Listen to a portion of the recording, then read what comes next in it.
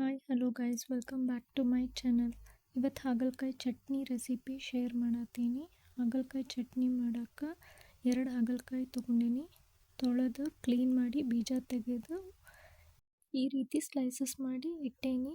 ಚಟ್ನಿ ಮಾಡೋಕ್ಕೆ 1 ಚಮಚ ಹುಣಸೆ, ಕರಿಬೇವು, ಬಿಳಿ ಎಳ್ಳು, ಒಣ ಕೊಬ್ಬರಿ, ಹಸಿ ಶೇಂಗಾ 1 ಚಮಚೆ, ಕಡಲೆಬೇಳೆ 1 ಚಮಚೆ, ಉದ್ದಿನಬೇಳೆ 1 ಚಮಚೆ, ಅರಿಶಿನ ಪುಡಿ 1 ಚಮಚೆ, ಖಾರ ಪುಡಿ 1 ಚಮಚೆ, ಬೆಳ್ಳುಳ್ಳಿ 8ರಿಂದ 10 ಎಸಳು ಸಿಪ್ಪೆ ಸುಲಿದಿಟ್ಟೇನಿ, 1 ಚಮಚೆ ಧನಿಯಾ,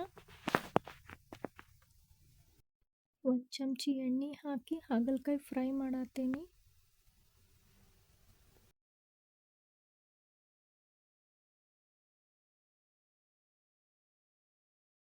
ಈ ರೀತಿ ಆಗೋವರೆಗೂ ಫ್ರೈ ಮಾಡತ್ತೀನಿ. ಫ್ರೈ ಮಾಡಿದಿಂದ ಆರಲಿ ಅಂತ ಹೇಳಿ ಒಂದು ಪ್ಲೇಟಿಗೆ ತೆಗೆದಿಡತ್ತೀನಿ.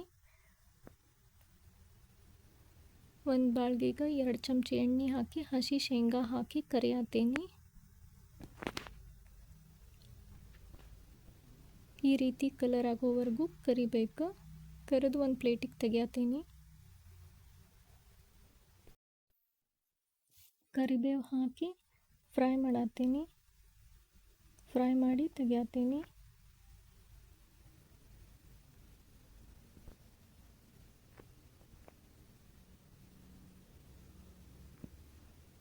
ಒಂದು ಚಮಚೆ ಕಡಲೆಬೇಳೆ, 1 ಚಮಚೆ ಉದ್ದಿನಬೇಳೆ ಹಾಕಿ ಫ್ರೈ ಮಾಡತ್ತೀನಿ. ಫ್ರೈ ಮಾಡಿದಿಂದ 1 ಚಮಚೆ ಧನಿಯಾ,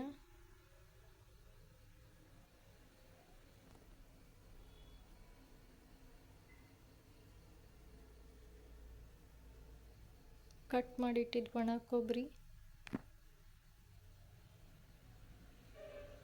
ಬಿಳಿ ಎಳ್ಳು 1 ಚಮಚೆ ಹಾಕಿ ಫ್ರೈ ಮಾಡತ್ತೀನಿ.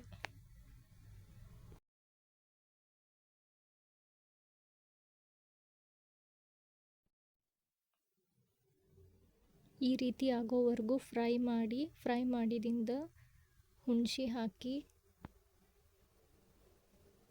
ಅದನ್ನು ಸ್ವಲ್ಪ ಫ್ರೈ ಮಾಡ್ಕೊಳತ್ತೀನಿ.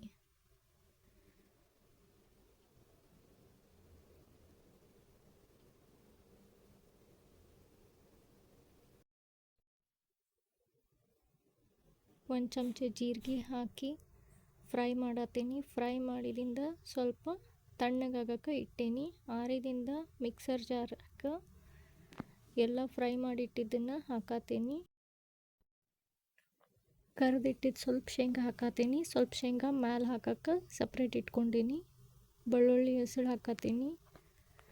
ಈ ರೀತಿ ಗ್ರೈಂಡ್ ಮಾಡಿ ಇಟ್ಟೀನಿ. ಗ್ರೈಂಡ್ ಮಾಡಿದಿಂದ ಸ್ವಲ್ಪ ಕರಿಬೇವು ಹಾಕಿ ಸ್ವಲ್ಪ ಕರಿಬೇವನ್ನ ಮ್ಯಾಲೆ ಕ್ರಷ್ ಮಾಡಿ ಹಾಕಕ್ಕೆ ಇಟ್ಕೊಂಡೀನಿ. ಖಾರ ಪುಡಿ ಹಾಕಿ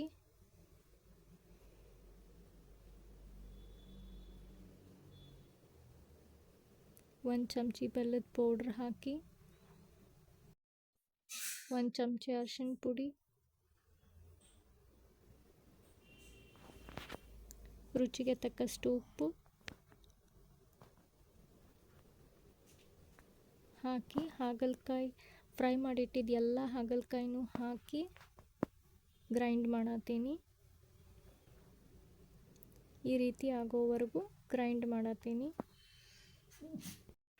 ಗ್ರೈಂಡ್ ಮಾಡಿದಿಂದ ಒಂದು ಪ್ಲೇಟಿಗೆ ತೆಗೆದು ಕರೆದಿಟ್ಟಿದ್ದು ಶೇಂಗಾ ಹಾಕಿ ಕರಿಬೇವನ್ನ ಕ್ರಷ್ ಮಾಡಿ ಹಾಕಿ ಮಿಕ್ಸ್ ಮಾಡತ್ತೀನಿ. ಮಿಕ್ಸ್ ಮಾಡಿದಿಂದ ಹಾಗಲಕಾಯಿ ಚಟ್ನಿ ರೆಡಿ. ಈ ರೀತಿ ಒಂದು ಸತಿ ಟ್ರೈ ಮಾಡಿ ನೋಡ್ರಿ. ಈ ವಿಡಿಯೋ ನಿಮಗೆ ಇಷ್ಟ ಆಗಿತ್ತಂತಂದ್ರೆ ಲೈಕ್, ಶೇರ್ ಮತ್ತು ಸಬ್ಸ್ಕ್ರೈಬ್ ಮಾಡಿರಿ. Thank you for watching.